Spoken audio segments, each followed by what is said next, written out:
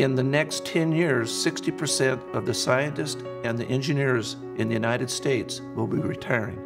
And we don't have any way of filling that pipeline unless we get very, very, very concerned and serious about science and engineering.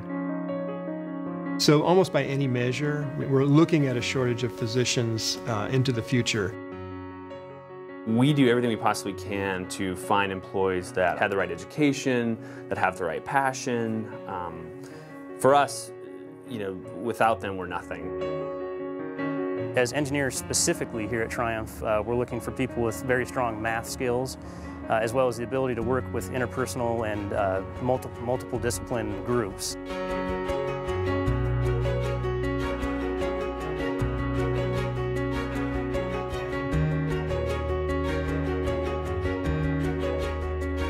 The River Point campus, the different health science programs are training professionals to go out and fill roles in the healthcare, workforce. Physicians, nurses, pharmacists, physical therapists, and others.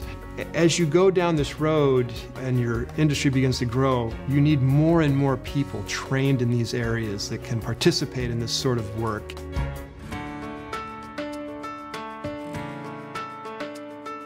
Project Lead the Way is a national organization. It started in the late 90s to help students and teachers understand the careers in engineering and the biomedical sciences to prepare them for the high-demand, high-wage jobs of the future. This really covers the pathways, opportunities for students as far as careers, what they can do with the knowledge and the skills that they've gained. And that's a key component. What I'm excited about is the opportunity that Project Lead the Way gives us for pipeline work and gets students excited at a very young age about possibly being physicians and informing them about the local medical education program for them, which is the WWAMI program. And this really gives them the opportunity to jump in and say, hey, this could really be a good opportunity, a good possibility. It prepares the students well to understand the careers, to understand what their educational pathway is going to be required. It impacts the teachers in a very positive way. The community is going to be impacted in a positive way. And it positively impacts higher education because those students are going to be much better prepared to enter higher education and be successful in higher education and in their career pathways as well.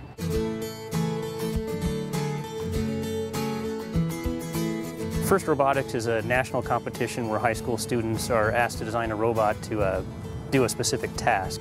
At the beginning of the program, they are given a set of criteria that it has to meet, as well as a bunch of rules that they have to follow in meeting the criteria.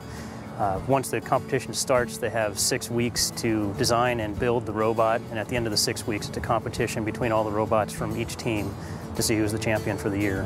It's set up a lot like how we do business when we get here into the working world, where a customer is just going to give you a set of criteria that you have to meet, and then they'll give you a deadline for when you have to meet that.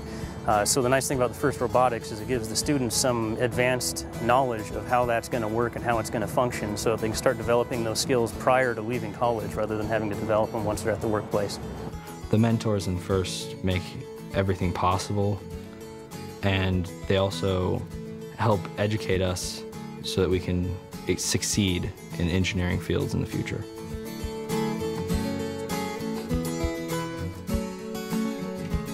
Seven2 is a digital advertising agency. We create websites, online advertising campaigns, games, mobile applications for some of the largest brands in the world. New employees for us, absolutely it's imperative that they have the right skill set, right? So we're looking for people who really know their programming, they know animation, they know design. They've got to really have an innate hunger for that kind of stuff, and it's got to be something that they're excelling at, not only within, let's say, a school environment, but then also in a personal environment. We want them to be building things for themselves. There has to be that passion.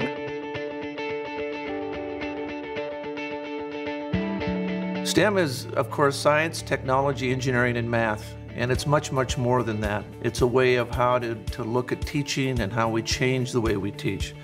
It's using science, technology, engineering, and math to solve problems. We present problems to kids. Kids work in teams. They try to be creative to solve the problem using science, technology, engineering, and math. One of my most favorite things about the whole program is just the way that it's set up.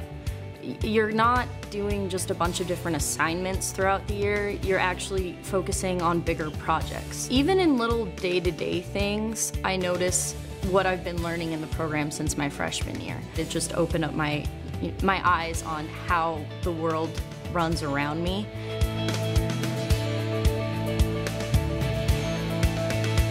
It basically all started with a meeting down at GSI that said, you know, we need to have more kids that are interested in these fields if we're going to ever grow the economy in Spokane. And you had this feeling that sort of the community was behind you and the wind was at your back for developing these various programs.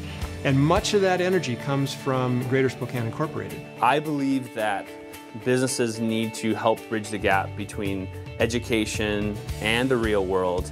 And it's our job to kind of step in and educate the teachers on, hey, this is what it's like out here. So the whole idea of the STEM Academy, the whole idea of what we're doing with biomed, we've done that in partnership with GSI. As a rural district, we've had a really hard time getting access and getting opportunities to do things for the students and the district at large, funding especially. And I'm hoping this will open up some doorways, literally, to funding and for opportunities for our students.